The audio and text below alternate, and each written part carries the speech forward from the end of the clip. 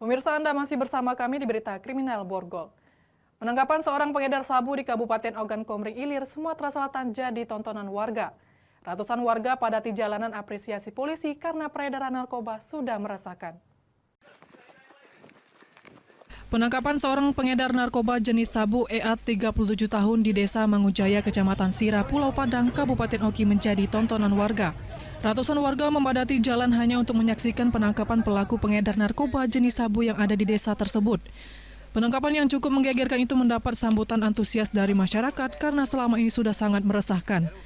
Ditangkapnya pelaku oleh petugas gabungan tim Macan Komring Polres Oki bersama Ditreskrim Narkoba Polda Sumsel saat pelaku berada di pondok narkoba yang berada di kebun jeruk sekitar 300 meter dari desa.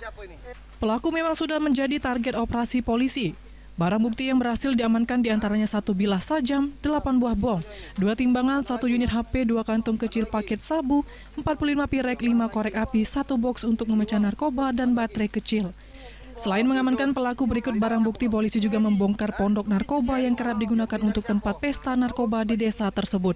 Untuk barang bukti ada 1 bilah tajam, kemudian ada 42 pirek, kemudian ada timbangan, kemudian ada juga 2 kantong kecil sabu dan 1 alat untuk memisahkan sabu. Untuk TKP itu berada di kebun jeruk yang jaraknya kalau dari jalan desa Mangunjaya itu masuk ke dalam itu lebih kurang 300 meter. Dari Ogan Komering Ilir, Fitriadi, iNews melaporkan.